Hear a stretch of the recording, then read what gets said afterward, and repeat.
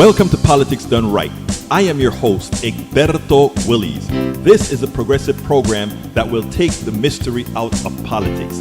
This is the program that will encourage you to make sure government becomes we the people. Whether you are liberal, progressive, conservative, or otherwise, you get to air your point of view. We are an independent media outlet that, unlike mainstream media beholden to corporations, we only owe allegiance to you.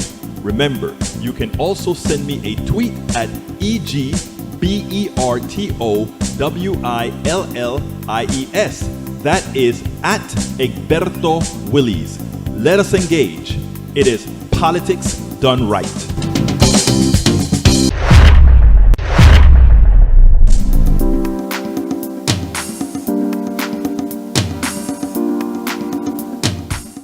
Well, folks, welcome to one more edition of Politics Done Right. I'm Egberto Willies, your host. Thank you so kindly for being a part of the show. We are going to have a great show for you today. How's everybody doing? I trust that everybody's doing just fine. Folks, if you are on, give us that thumbs up. Give us that thumbs up on YouTube. Give us that like on Facebook, and give us that follow on Twitter. And you know what? Give us that follow and on TikTok too. So TikTok.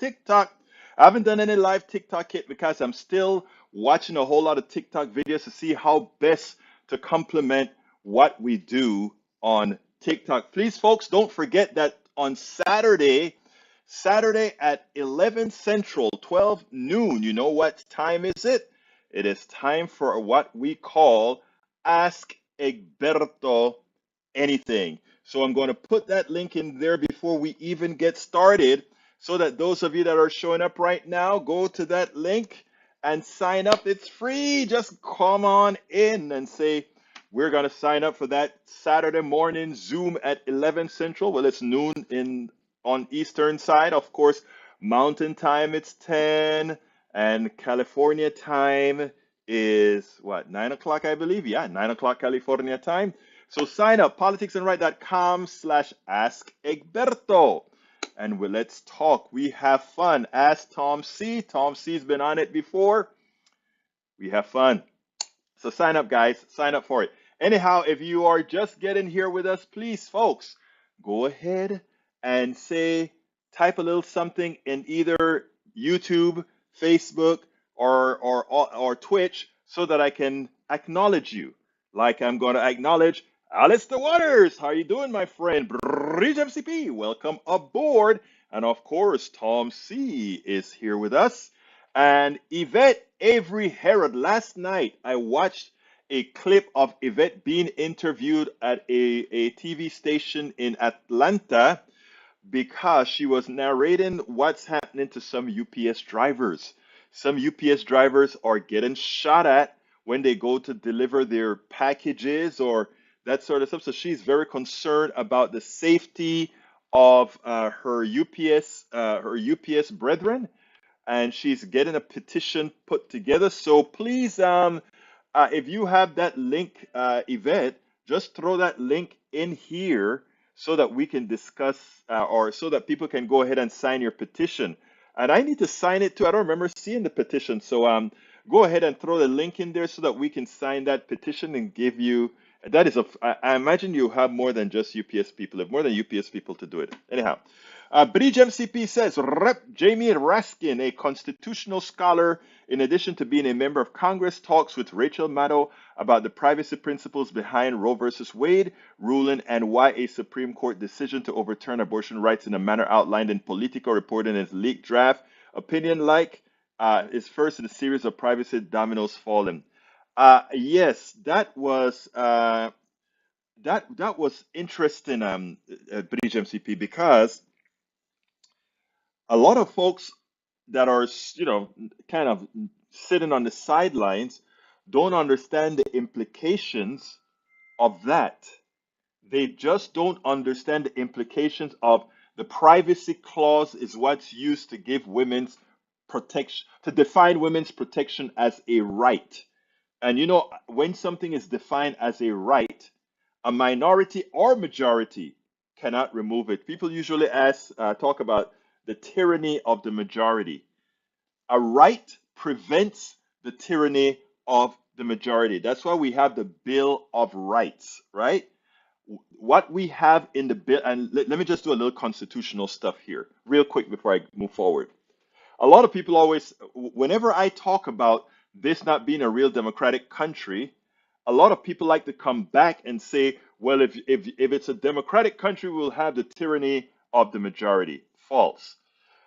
You want to have democracy where the majority rule, but you want to have rights so that what is bound to the individual cannot be taken away by the majority at all. And that's where the Bill of Rights come in. Bill of, you can even for the gun people, right to carry a gun, for the press, freedom of the press, freedom of religion, all those things are rights. So we can't vote that away from you. And that is what people need to understand. Many people don't understand the difference between rights and democracy. Okay, Bridge also says Egberto Willis follow up. So the point is that Justice Alito's decision would apply also presumably to the right to privacy in contraception. And we know, of course, there is a right-wing war on contraception now. That's correct. But if Casey is to fall, if Roe versus Wade is to fall, then Griswold versus Connecticut presumably is to fall as well, because the word contraception or birth control doesn't appear in the Constitution. Exactly. Indeed, the phrase right to privacy doesn't appear in the Constitution at all. That is prescient, prescient, prescient. Okay, let's see. Let's see what else we got here. Let's see what we got here. Elizabeth Hassman, four-term U.S. Rep, former member of Judiciary Committee that voted articles of impeachment against Nixon, today writes outrageous, offensive Roe reversal. Okay, thank you. Let's see. Tom C says Governor Whitmer has an uphill battle against a radical right GOP that thinks it's okay to carry guns into the state capitol. These people are nuts. You know what's going to change that? When one of them gets hurt with a gun. When one of these Republicans get shot with a gun in the Capitol, watch how quickly that will change. My camera needs to go up a little bit, I think. There we go. All right. Watch how quickly that will change. All right. Let's see. Daniel Ladosa, there is a lot of joy in America over the end of the baby genocide. Y'all should be aware there are millions ecstatic about this decision. Yeah, but there are more of us that are not. Okay, so yeah, you're right. There are millions that are ecstatic about it, but 70% of us are not. So let's get some perspective here. And to call it baby genocide, that's not that's just hyperbole. It's not baby genocide. All right, let's see what else we got here. Roberto Luis, saludos. Politics done right. ¿Cómo estás, mi hermano? Espero que todo está bien con usted. What else we got here? Did I miss anything? Let's see. Rose Williams, welcome aboard. I think I got Tom C. I got E2247. Who else is here with us? E2247 says, it's not just newly passed trigger laws that will get into effect when Roe is overruled. Many states have zombie laws. Actually, zombie laws are more dangerous, right? Because let's look at the Loving case, interracial marriage, right? I think there was a few states that never overruled their laws against interracial marriage, as I recall. And if I understood, I don't remember who was talking about it. The Loving case would also, with the dominoes that Bridge MCP was talking about, that Raskin was talking about, that could also fall. So, beware, beware of how these cases are built on each other. And that's why, what is it called? Precedence is so important. That's why precedence is so important, because each case is usually built on the case law on many case laws. And when you start dropping cases, when you have all the dependencies that stand the risk of falling as well. So let's remember that, folks. Let's remember that. All right, folks, keep putting those messages in there before I get to our videos. I never know let's see, Bridge MCP says, Daniel, when you grow a uterus, you can talk. And I want to tell all men that, right? I mean, you think about if something was growing in some guy's body, uh, uh, if he would go ahead and want us to say, you gotta carry that stuff, whether you want to have it or not. You just gotta carry it.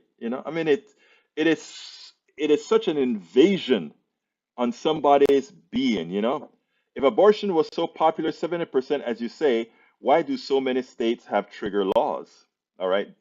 Okay, Daniel, let's go ahead and explain that to you first of all. Well, most of the people don't live in those states, right? I gave the example, North Dakota, I mean, rather, Wyoming has 570 something thousand people. California has near 40 million people. So, uh, Wyoming may have a whole lot of conservative people that feel one way, but California completely drowns them out. That I mean, so all we have to look, blue states are massive. California, New York, to some extent, Washington, to some extent, Illinois. So, it is just numbers, basic math anyway, just basic math. That's all. Just basic math. And why talk to a lady like that? Is that what the Lord has taught you, Mr. Ledo? I don't think the Lord has taught you to speak that way to people. I thought you were a Christian, dude. That doesn't sound very Christian-like. Anyhow, let's see what else I got for you. What I want to do, first of all, today's program that I wanted to concentrate on, right, was how do we win 2022? What are the things that we have to do to win 2022?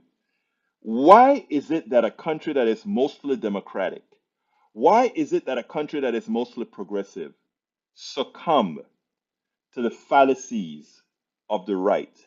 I blame, and a lot of people get real upset at me. My Democrat brethren get upset at me. In fact, there's a particular person that listens to our show sent me an email and says, "I'm not listening to you anymore, or I may stop listening to you for a while because you talk down to me." To which I said, "Wow, I talk down to somebody? I don't think I talk down to anybody, but even if it comes across that way, right? And you believe everything that I'm saying, and not only that, but you know where my heart is and all that kind of stuff. I would hate to be in a foxhole." And then I said to the person, I said, suppose it was that, isn't that the way Republicans behave? Something happened and you go get pissed off and you take up your marbles and you run. Isn't that what happens? No, I don't. Look, my friends are my friends, my family are my family. And if I screw up or whatever, you don't say, "I am done with you." You say, "Hey man, this is how I felt. Give me a chance to say, okay, oh, that's not what I meant," etc., etc. But you see what happens is, and this is why I talk to everybody, absolutely everybody, because a lot of times those of us that calls ourselves progressives, we think we're so much more than everybody else, that we don't suffer a lot of the ills that they do. And I'm here to say that a lot of the ills that we look at in the right, we have on the left. The only difference is that we happen to be on the right side of history. But the same carnalities that's there on the right is there on the left as well. But anyhow, let's go ahead and play our first video. It's about what I think about democracy and winning. Let's go ahead and play this and then we'll take it on the other side. Let me see and get it right this time. Bingo. Matthew Dodd appeared with Nicole Wallace and he has a few inconvenient truths about the GOP, but more importantly, watch how he admonishes the media and quite a bit more, because he has a lot to say about where the Republican Party has gone and where the Democratic Party, unlike what they'd like you to believe, where they've gone. Check this out. Let's take it on the other side.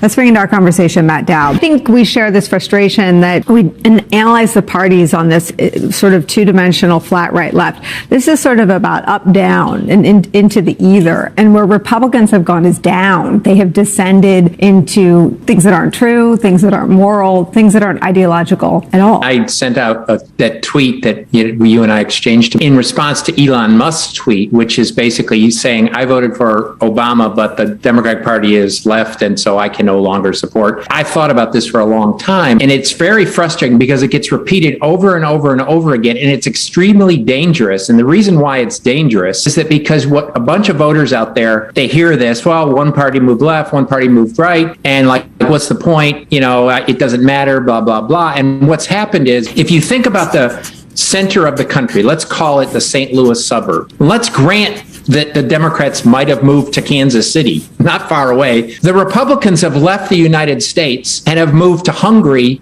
or moved to Russia. That's where the problem is. The Democrats, if you might disagree with them on certain issues and certain stands they take, they still believe in the democratic traditions and what our founding principles are, whether it's equal justice for all men and women should be treated equally, we should have, elections, universal suffrage, all that. They still believe in those things. A huge element of the Republican Party no longer believes in those things. So the idea that we have this debate about, well, one's moved left, one moves right. Well, one's gone completely and left the country.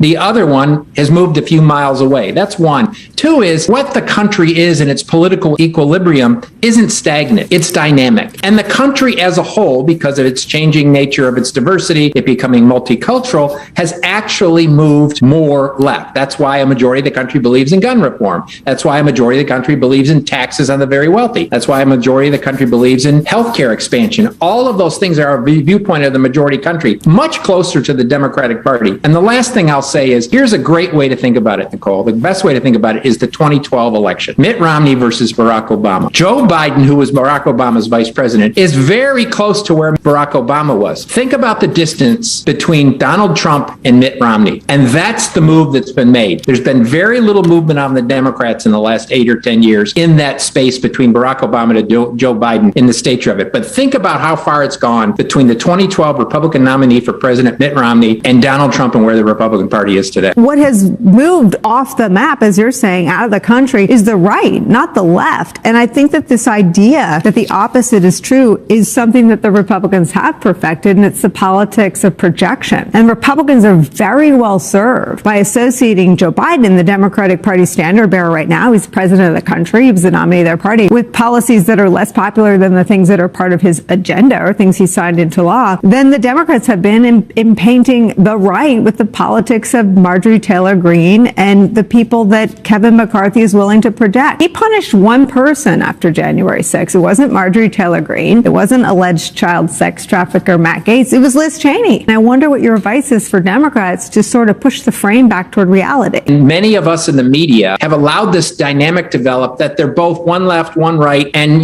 take your pick, depending on where you are in this. And the Republicans love that dynamic because that allows them to do whatever they want, go towards autocracy, if the center of the country thinks they've both moved. And what Democrats have to do, and we in the media have to do, is one, understand what the brand of the Republican Party is and convey that every single day. The brand of the Republican Party is Donald Trump, and to a large degree, Marjorie Taylor Greene, who's more popular among Republicans today than Liz Cheney is. That's one. And two, we have to basically say, here's the map. One's still in the Democratic traditions. You may disagree with them on issues, but they're still followers of the Constitution and Democratic traditions. The other one has left the United States. The other party has left the United States. Notice what he said. He pretty much says the country is pretty much a democratic country. Most people in the country align with democratic values, but because of the media, because of the narrative, many people won't see it that way. And it's important, and he stated there, it is important that the media gets the narrative right and exactly stamp the Republican Party for who they are, an autocratic party, as well as to ensure that Americans understand which is the only party in this country thus far that supports what the ideals of most people are, which is freedom, a democracy. So while the other party is projecting freedom, while the other party is projecting morality, the ones who are actually actuating that, the ones who are actually effecting that, are the Democrats and the progressives. I mean, when you have a former Republican turned Democrat again saying that, you understand that this is real. So folks, don't forget it. Don't allow the Republicans or the right-wing media to snow the American people. Do what needs to be done. 2022, whereas many believe it's a loss for Democrats in the House, It's only a loss for Democrats in the House if Democrats get lazy. It's only a loss in the House if Democrats refuse to engage. It's only a loss in the House if Democrats don't do the job and engage not just the coast, engage all of America, irrespective of what you believe where your voters actually are. Because you know what? Based on what they want you. And that's exactly right. And I am not pulling any punches here. They want you. Now, let's give Daniel Ado, I just want to call you out once again. I don't see, where it helps a dialogue when no, I think so far the only person that has used that used an obscenity in the room thus far is you. And I assumed you're a Christian. Yeah, you're right. I probably shouldn't assume you're a Christian, but I assume that you're a Christian, and you won't talk to a lady that way. Well, that shows a little bit of my chauvinist past. I should say you shouldn't talk to anybody like that. Anybody like that. So think about how it makes you look, because actually the other people look pretty darn good. But the person who can't express themselves and can only use different characters to express their unwarranted frustrations, what can I say, my brother? And notice I said unwarranted frustrations, because what the right wing has been doing to the people who choose to follow them, it is simply amazing. It is simply amazing the way that works out. I really urge you guys to try to look into each other's psyche and see where they really are. Because I'm gonna be honest, I'm gonna get back to the program here, but I just want, Daniel Lado made me want to say a few things here. Um, because also I know Daniel personally, he says he's not my friend, but I know him personally. And none of the people here that I know personally or otherwise that I've communicated with by email, direct message, and by the way, a lot of folks, I mean a lot of you in this room, I've spoken to by phone, by text, by Twitter, by message, some form of communication outside of our chat. And I've yet to find anybody that has been like, oh, I would not want to be around you. You are just so darn whatever when we're going one on one. What we have to try to get away from, honestly, is what the system is trying to do to us, right? Um, when I turn on to Fox News, and a lot of Fox News people say, "Well, listen to MSNBC." It's different. It's very different, and and and when you take a look at it, it's quite interesting the way people react. And it's also very important that you watch the way that you react, because these are external forces that are working on us to promote the worst part of the way the old human mind works. There are people who you can do some studies on these types of issues, on how people's minds work. But anyway, let's go ahead and continue. I am going to play my other video. The one that I wanted to play is the one on student loans from Joy and Reed, because it's quite funny the way she addressed some folks on the right that had a few things to say. Check this out, and then we'll take it on the other side. This asinine, I want to pay off student debt, is an insult to the senior citizens, to the people who pay taxes, to people who decide, do I want to buy meat this week or pay for my medicine? That's hogwash. You got so many jobs, you got a great economy, let them work and pay off their bills just the way all of us do. Well, that's certainly rich. Coming from someone whose judicial campaign owed $600,000 in unpaid bills for more than a decade, but okay. Janine Pirro is unfortunately not the only person on the right with a bad take on student loans, as President Biden considers forgiving some student debt. Laura Ingraham tweeted, My mom worked as a waitress until she was 73 to help pay for our college, even help with loan repayment. Loan forgiveness, just another insult to those who play by the rules. Now, I will note that back in the 80s, before she became a Fox News star, Laura, who graduated from the Ivy League Dartmouth College in 1985, then University of Virginia Law School in 1991, worked for a top New York law firm as a speechwriter in the Reagan administration and as a clerk for Justice Clarence Thomas. Way to look out for your mom while still letting her pay off your student loans by slinging hash as a waitress into her 70s instead of just picking up the tab for her, Laura. But you know what? I feel like Laura actually did us a huge favor by explaining modern conservatism in a nutshell perfectly. Just put the working class on the wheel, even if they're family, while the affluent and the rich eat. And while they may be cruel, Republicans aren't dumb. They know that if President Biden and Democrats actually do something about student debt, it could activate young and progressive voters who overwhelmingly prefer Democrats when they vote. And so they have introduced a bill to try to block Biden from doing just that. But what about voters in the middle who say, hey, I paid off my loan, so other people should be able to do it as well? Well, see, that argument is usually presented without a lot of context. Take this report from Georgetown, which points out that today, 2 out of 3 jobs require an education beyond a high school diploma. While in the 1970s, 3 out of 4 jobs required a high school diploma or less. So a college degree is not a luxury. It's a necessity for most people who want to earn decent wages. It is a literal ladder into the middle class. But the price of college has skyrocketed. From 1980 to 2019, the cost increased by 169%. That is not a typo. While worker pay for those aged 22 to 27 years of age has increased by just 19%. That is the mismatch, y'all. You need the degree, but the degree puts you into so much debt you still can't get ahead. And that means that your contributions to the economy are also limited. That is how we've gotten to a world where 43 million Americans collectively owe $1.7 trillion in student debt. That is a number that is only going to keep rising. Now, one of the reasons why I strongly believe that we should pay off, I don't mind paying off everybody's student debt, even those who would kind of get away with murder, right? The rich folks who took it out and put it, because it's too complicated to try to means test people and all that kind of stuff. But the vast majority of people who have student loans, they need the support.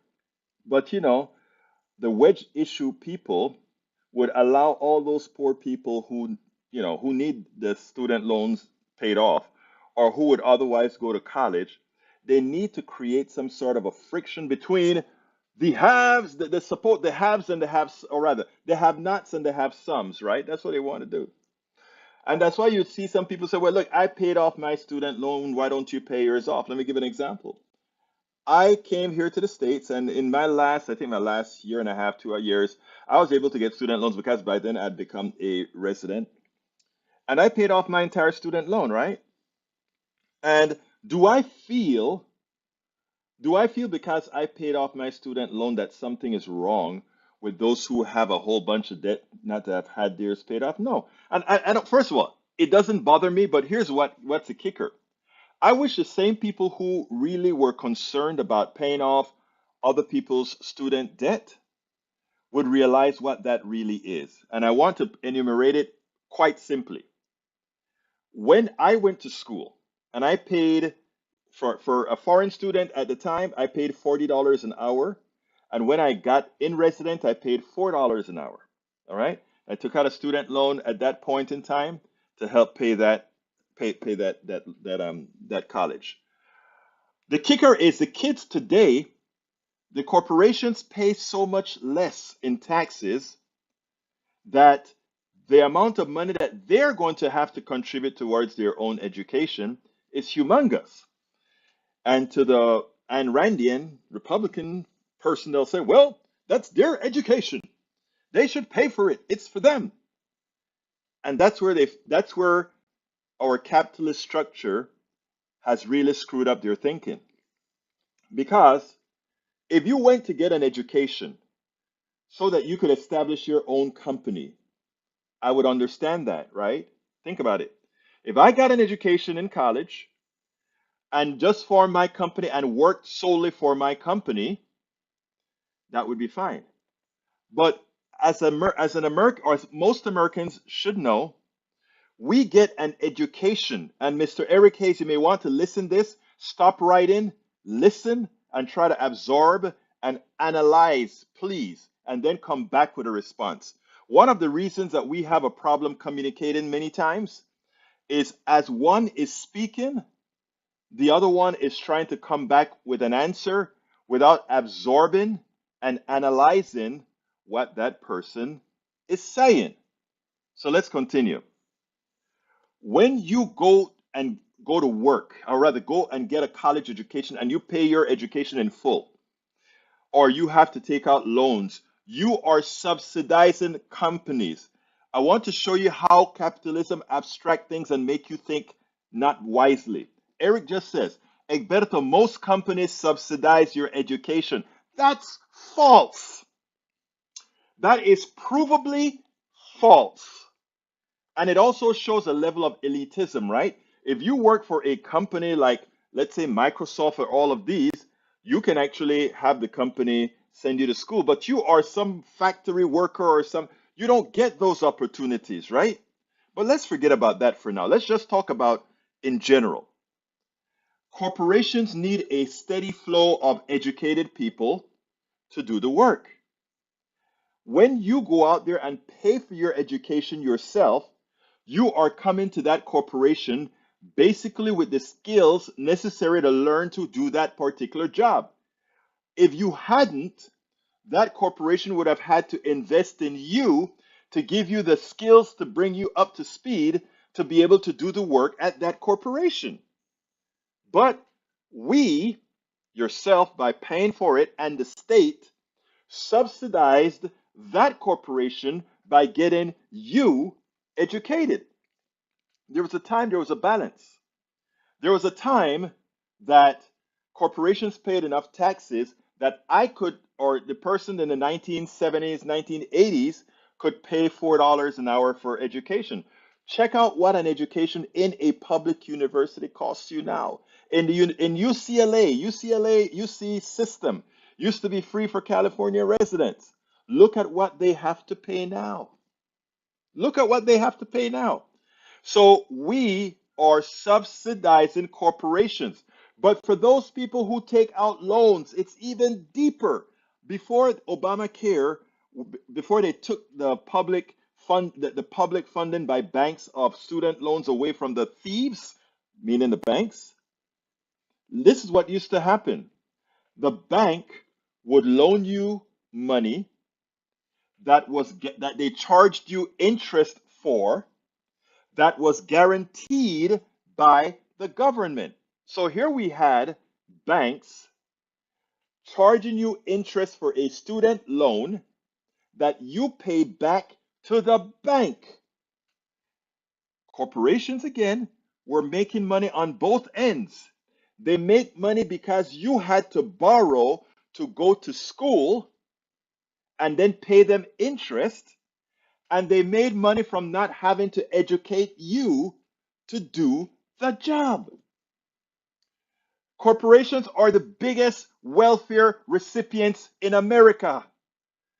But it is done in such a manner that they make you feel like they're doing you a favor. So that somebody like Eric Hayes can come and say, corporations subsidize you. No! We are subsidizing corporations with our education. We subsidize corporations in so many different ways. It's just framed in such a manner that they make you believe like you owe them something when it's the complete other way around. Let's look at inflation and gas prices. They are picking your pockets. It's not costing them any more money to pull the oil out of the ground. But because they could find an excuse to say these things are more expensive, they bill you, and then you look at the balance sheet of the corporations, you see it's zoomed up 50%, 60%, 100%.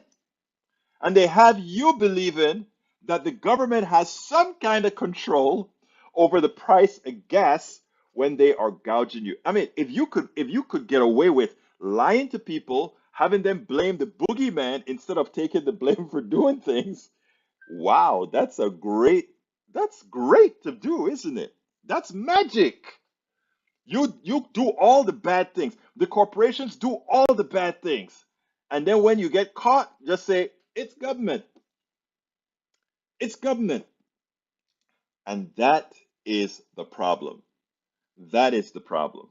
It is so interesting. And again, when you have folks that refuse to think outside of the box and allow themselves to be lied to be spoken to all the time that way, how can you help that? Anyhow, I want to tell Democrats something. We're not going to convince the Daniel Lados of the world, the Eric Hayes of the world. They have other problems that prevents them from listening to truth, listening to fact-based truth. In other words, everything that I just said there, right? You can actually verify everything that I just said in this segment so far. You can actually go out there and do the numbers. You can find out that before Obamacare, student loans were managed by private corporations who took the interest, and they said, "Oh, you're taking the interest to manage risk." Just to find out that any bank that's providing a student loan is taking zero risk, because if the student defaults on the loan, the federal government makes the bank whole. That's just how it is. You don't have to, you just have to look it up. And you can see if what I just said, you look up and verify, and you come back with the same feeling that corporations are good and we should give the loans back to corporations to screw people, that's on you. I can't help you there. Anyhow, it's 39 after, so I think it's time for me to do my quick ask. Then I go to the other video. So let's go ahead and do my ask, and then I'll be back. Roberto Willis, as host of Politics Done Right, a progressive radio media show on Pacifica Network's KPFT 90.1 FM Houston that engages all ideologies. I found that our political angst isn't mostly ideological. There is a well-designed effort by many in power to control us. If we are at each other's throats, we are less likely to demand our economic and local wishes. In that light, I wrote 3 books. I wrote the first one titled, As I See It, Class Warfare, the Only Resort to Right-Wing Doom, to describe the entire economy in a manner we can all understand. It highlights why it was designed to pilfer most as it empowers a few, the chosen. The second book, titled, It's Worth It, How to Talk to Your Right-Wing Relatives, Friends, and Neighbors, take it to the next level. After understanding how the system pilfers, it is incumbent that we can speak to our peers to empower a change. The third book, How to Make America Utopia, Take Away the Economy from Those Who Rigged It, gives us a place to land. After learning about our economy that is dysfunctional for most and learning how to engage the other side, we point out what would make an economy that works for all. Each book stands on its own, but together they provide the full picture. Please consider getting one or more. You will undoubtedly learn, be entertained, and help us continue the mission with our blogs, articles, videos, and books. I'm Egberto Williams. Absolutely so, folks. And you know what? Because I love Bridge so much. Bridge always, today I wanted to show the cups, right? And in my mind, I'm like, damn, I said I was going to get the cups, so that you can see the cups that you can get at the store, right? And what comes out, Bridge puts a link in there to the cup. So for those of you that are looking at the screen, I am not going to let Bridge research. And by the way, Bridge designed that cup, folks. I want you guys to know that. That cup was designed by Bridge MCP. Take a look at that cup and the link to get that cup that shows what we are all about. We believe in supporting everybody, all that good stuff. I'm looking for the link for that cup right now. Ahorita mismo voy a encontrar I forgot what link is in Spanish. Can you believe that? I'm forgetting Spanish, man. Okay, the link for the cup, I think it's right here. The mug, there we go, the PDR Posse mug, designed by Bridge MCP. Here is the mug right there. You can pick up the mug right there from Bridge MCP. Well-designed mug by Bridge MCP. And there's a mug on the screen again.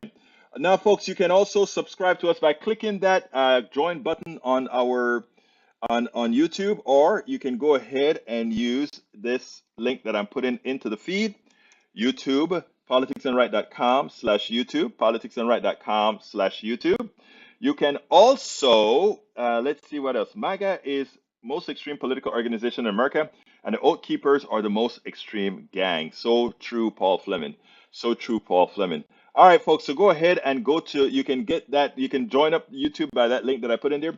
You can become a patron by going to politicsandright.com/patron. Patron is spelled Patreon, Patreon. Or you can support us on PayPal. PayPal is politicsandright.com, or preferred method, politicsandright.com/PayPal. Our all-encompassing way to support us. If you want to find some form of support for Politics and Right, go to politicsandright.com/support, politicsandright.com/support. And of course, you can go to our store and get those mugs that we're talking about too, and t-shirts and hats, politicsandright.com/store. And you can get our books at politicsandright.com/books. Let's get back to the program. All right, back to el programa. Estamos de regreso al programa. And it goes this way. I sit back all of the times, and I understand, I know for a fact, mathematically speaking, what those of us that are progressive stands for, what we stand for, is what America has been asking for. You go ahead, it doesn't matter if you're in a rural area or elsewhere. And Republicans have been very good, their leaders, right?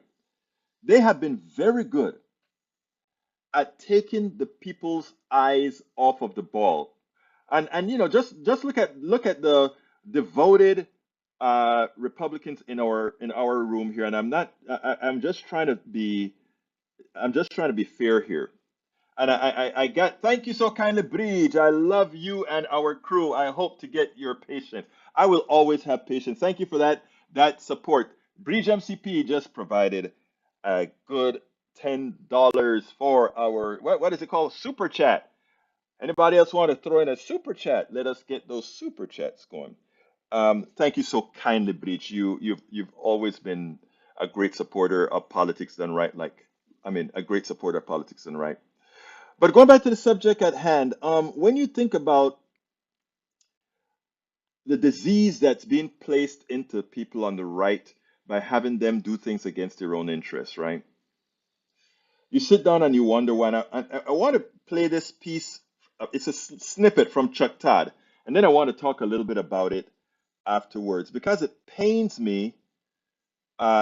This pains me, and I want you to listen to the young woman in the cornfield.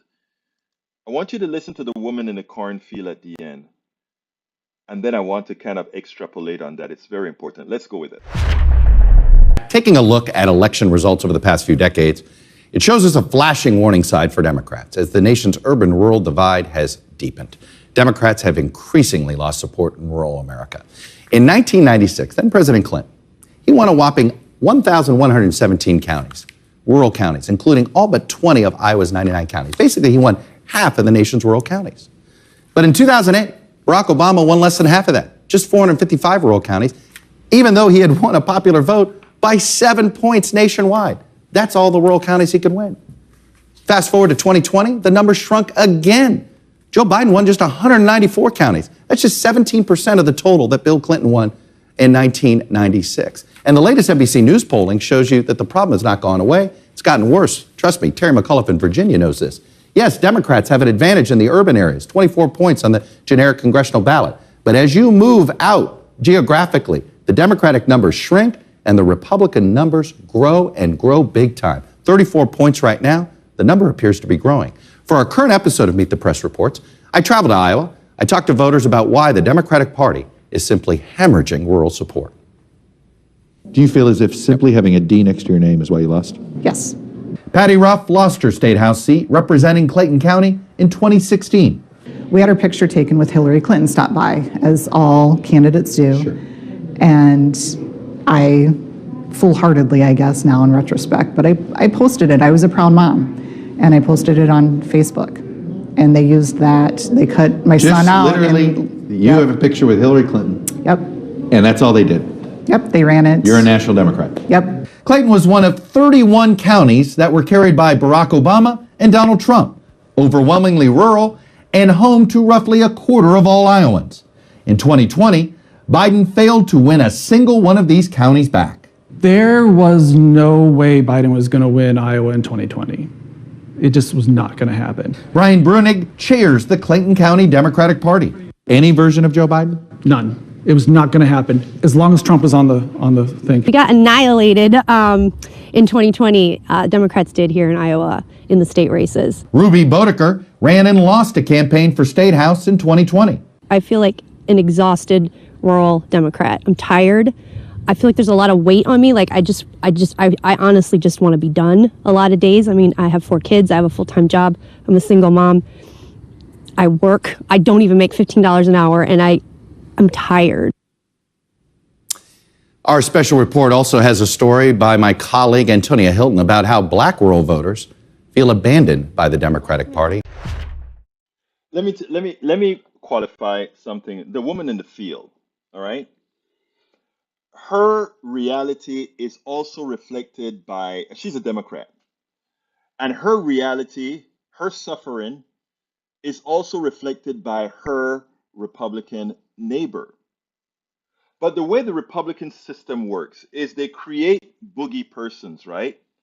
We create Nancy Pelosi as this left-wing California liberal. We create AOC as this socialist being.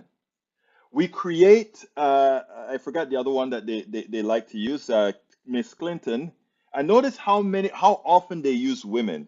It's amazing how the misogyny works as alongside the attacks, right? And they make all these people boogie persons, right? And then they tag all Democrats to this, to some concept, right?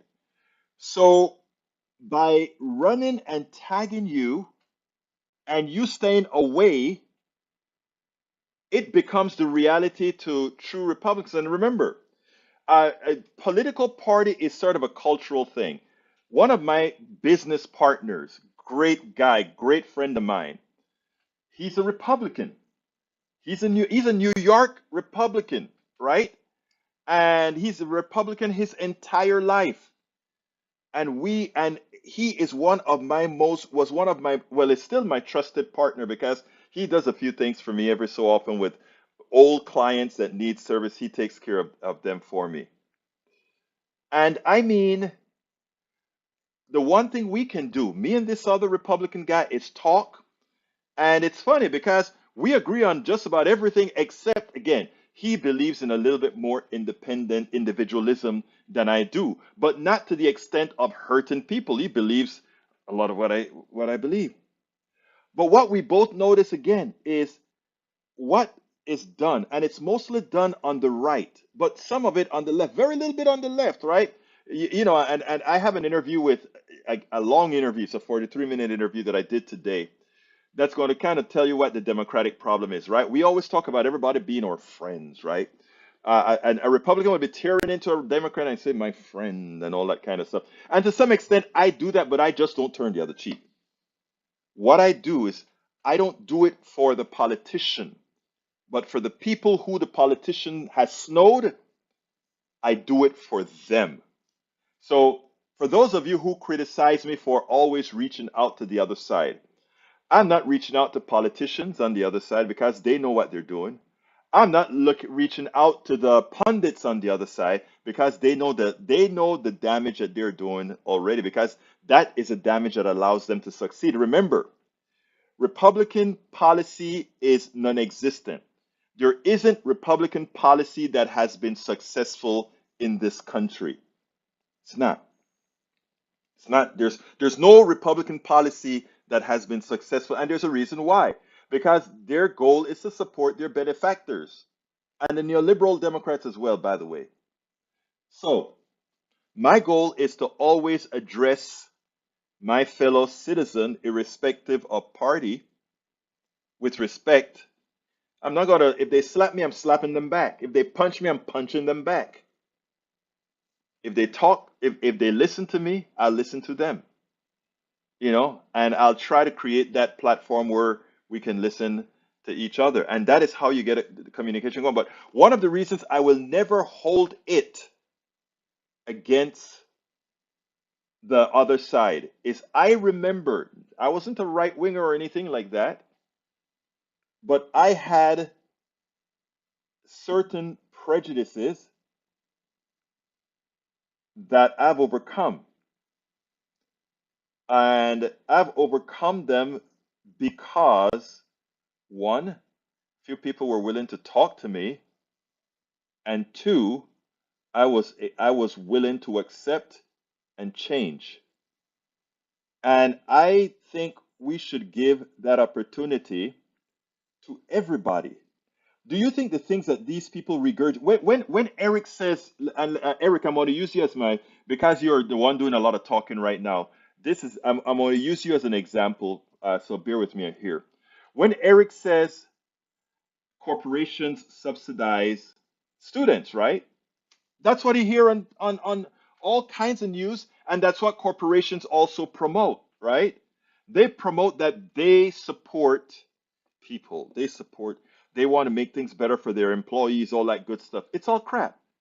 As Milton Friedman, the latest god of capitalism, said before he died in the 70s, the sole purpose of the corporations is to satisfy the benefits of the executives and the shareholders. The executives indirectly, because the shareholders reward the executives for maximizing their profits, right? And there's nothing wrong with profits if it's done in an equitable way, right? But that's not what we have in America. But as it turns out, you have to get snowed. And I was snowed. I was a capitalist at one time, right? I had a company, and I told you guys a story about the $10,000 stuff. Exactly. If you don't, not then it's just giving medicine to the dead. You aren't dead. And what here's the thing though, Bridge. I like that statement. Bridge, I want to read what Bridge says. Egberto, the only way to learn is to listen and open your mind. If you do not, then it just giving medicine to the dead. You aren't dead. And there are a lot of people that I know, they're near death, but they're not dead. And I am slowly given that medicine, right? Now, here's the thing. When you hear that, let's say Eric says, Egberto, I say that because I see I'm not repeating anyone else's come on internships. Internships is, look, internship is for the benefit of the corporation, not the person. And again, it's the way you think, right? It's the way they make you think, as if we have internships. These companies don't give internships and say, go work for somebody else and leave us alone. They give internships to get you up to speed to do the job to make money for their shareholders. But it's deeper than internships. To give you an internship, you had to come there at a certain level. So don't and we have to understand these things. Corporations by design, they do nothing if it's not going to buy them profits for their shareholders, or there's another thing called goodwill. Goodwill has a price as well. In other words, when I support certain things in a community, I build playgrounds, I build a pool. People that say, oh, look how nice the company is. They built a pool. They built a park. They built these things. That's called goodwill. Why do you create goodwill? So that when the next thing come out for Congress to vote on, you would have goodwill that the congressperson that you paid off to do something for can use it as an example of how good a community supporter you are. It's not that they're given that money because they just want to be good. As Milton Friedman said, that's not your job. Your job is just to make profits for the corporations, nothing else. Okay, nothing else. So it is important that we understand those concepts. Until we unenslaved our man, and it's not easy. It's not at all easy. When I had to change my feeling about certain things, when I had to change my feelings about economic systems, it wasn't easy because that was culture. That was how we grew up, right? I have a I have another video. I think I have another couple, two videos. How many videos did I play today? I think I played two videos today. I played three videos today. I have one more that I'm not going to get to play today, but that's okay. This talk is a little bit better If I missed any message that somebody wants me to answer, throw it in again for me because scrolling up, I miss a whole lot of the messages, and I don't want anybody to get too upset at me. So if you want a message, just put Egberto in front of it and say, "This, take care of this right now." But yeah, we have to get to the point where we really open our minds and forget everything that was taught to us. That is how I did it when I was on that plane to China and learned a few things about gender equality and all that kind of stuff. You have to open your and Bridge, when you talk about giving medicine to the dead, I get it. The problem is I am not equipped to know who are all the dead ones, right? That's my so I mean, if I knew who I could be, if I could just look at a person and say, I know that I will never get to you, but I know I will get to this other one, that's what I would do. But that's not the case. And the case in point, and I always use the same story because the guy that had the biggest transformation for me was that guy who just hated immigrants. And his transformation was a backslap. And it's the last guy that I would have expected to have, for my words, to have any effect on him. I was flabbergasted. I can't tell you how excited I was that it worked. And that, every time something like that happens, it tells you, you know what? You never ever leave anybody behind. And you keep talking to people. You sit down and you think sometimes, suppose some of your friends just left you alone. Suppose, whenever you said something stupid, or everybody just went ahead and, left. And to some extent, that is one of the issues I have in our progressive movement sometimes. Um, we have a lot of rules, and every so often, when somebody breaks that rules, we are not too kind.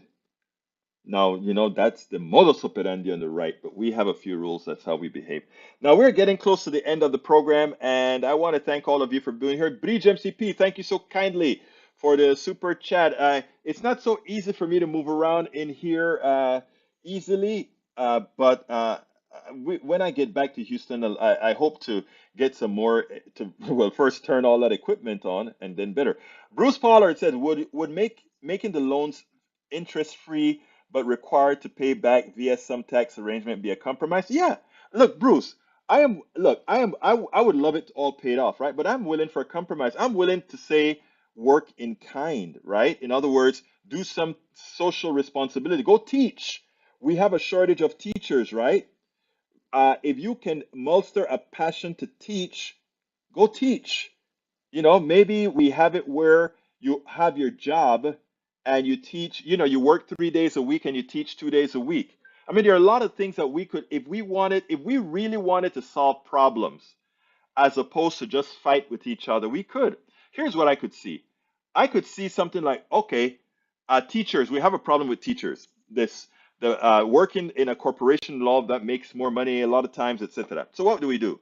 Engineers, great guys. I was a teacher at community college, at Houston Community College for a couple of semesters, right? I was a, what do they call it? Adjunct professor. Now, here are things that you can do. And by the way, in Texas, you make very little money. It's not worth it, but I did it. So what you do is you just go ahead and create different formulations. So I would be for that, Bruce. Tom C says, I seem to get along best with my right-wing friends by asking, what do you mean by that? I want to understand your position. Please explain to me how that's what I do, Tom. You're right, Tom. That's the way to do it. Eric says colleges need to be held accountable with this expense of education. Why should we pay for buildings that are so big and elaborate? Um, I That's above my pay grade as far as buildings are concerned. I know UT was a great campus, and most campuses in the United States are great. And I think it's a good thing there are places of education. Bree says, Tom C, I am doing that as well, but it's all from Egberto. Thank you so kindly. But anyhow, I got to get out of here. My name is Egberto Willis. I want to thank you guys all for coming here. Please remember, share, share, share, share, share, and tell your folks, support programs like this. We're not flamethrowers. We're not trying to create animosity among people. We're not turning the other cheek. You hear me have good fights with Eric and Smith and Ledo and all of that. But you know, the idea is that we talk to each other. My name is Egberto Willies. This is Politics Done Right, and you guys know how I end this baby. I am what? Out!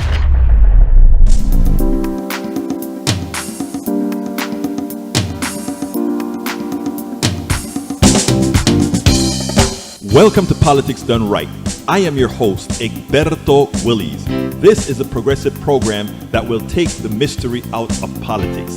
This is the program that will encourage you to make sure government becomes we the people.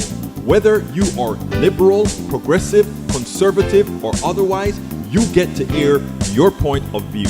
We are an independent media outlet that, unlike mainstream media beholden to corporations, we only owe allegiance to you. Remember, you can also send me a tweet at EGBERTOWILLIES. That is at Egberto Willies. Let us engage. It is Politics Done Right.